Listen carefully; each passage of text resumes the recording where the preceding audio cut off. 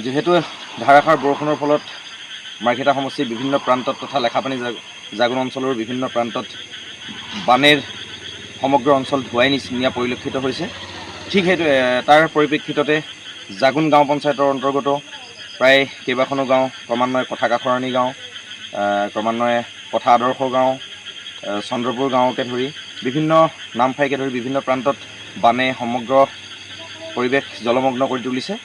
তেনে ক্ষেত্ৰত আমি আমাৰ ফালৰ পৰা আমি সাধ্য অনুসাৰে বীৰ লাচিত নেহৰু অসম লেখাপানী জাগুন আঞ্চলিক সমিতি, লগতে জাগুন যুৱ সংঘ, তাৰোপৰি গোৰ্খা ছাত্ৰ সন্থা আৰু লগতে বুঢ়ীদিহিং আঞ্চলিক যুৱ সংঘৰ কৰ্মকৰ্তাসকলৰ যৌথ সহযোগত বানে ধোৱা সেই কথা কাষৰণী অঞ্চলৰ যি বিপদগ্ৰস্ত লোকসকল আছিলে তেখেতলোকক আমি ৰাতিপুৱা আজি পুৱা প্ৰায় 6:30মান বজাৰ পৰা আমি তেখেতলোকক সুৰক্ষিত স্থানলৈ অনাৰ আমি ব্যৱস্থা কৰাৰ প্ৰয়াস কৰিছিলোঁ।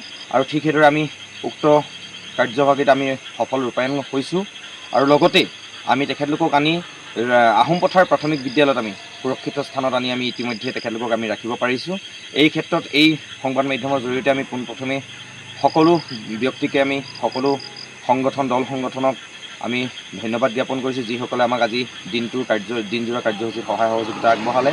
লগতে আমাৰ লেখাপানী আৰক্ষী প্ৰশাসন, লগতে জাগুন আৰক্ষী প্ৰশাসনৰ লগতে যিসকল SDRF বাহিনীয়ে আহি এইসকল ব্যক্তিক উদ্ধাৰ কৰা বা সুৰক্ষিত ঠাইলৈ অনাত যথেষ্ট যি অগ্ৰণী ভূমিকা পালন কৰিলে, তেখেতলোককো আমি এই মঞ্চৰ পৰাই এই অঞ্চলৰ পৰাই আমি অঞ্চলৰ হৈ তেখেতলোকক ধন্যবাদ আৰু কৃতজ্ঞতা জ্ঞাপন কৰিছোঁ।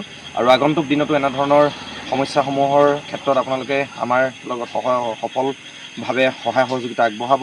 আৰু পুনৰবাৰ আমি চৰকাৰকো আমি দৃষ্টিগোচৰ কৰি দিছোঁ যে যিসকল ব্যক্তিয়ে বানাক্ৰান্তত বা বানেৰে ভাৰাক্ৰান্ত হৈ আছে তেখেতলোকক যাতে পৰ্যাপ্ত পৰিমাণে যি ধৰণে চৰকাৰী সাহায্য সা সুবিধাসমূহ পাব লাগে, স্বাস্থ্যৰ ক্ষেত্ৰতে হওক বা খোৱা বোৱাৰ ক্ষেত্ৰতে হওক বা থকা মেলা ব্যৱস্থা যি ধৰণে কৰিব লাগে সুন্দৰভাৱে ৰূপায়ণ কৰিবলৈ আমি এই মঞ্চৰ পৰা আমি তেখেতলোকক আহ্বান জনাইছোঁ। আৰু তেখেতলোকে যাতে সুন্দৰভাৱে তেখেতলোকৰ ক্ষেত্ৰত স্বাস্থ্যৰ প্ৰতি লক্ষ্য ৰাখি খোৱা বোৱাৰ প্ৰতি সম্পূৰ্ণ সুস্থ আৰু সবল ৰূপত তেখেতলোকৰ কৰ্মৰাজি ৰূপায়ণ কৰে, তাৰ বাবে আমি ইয়াৰ পৰা আহ্বান জনাইছোঁ। ধন্যবাদ।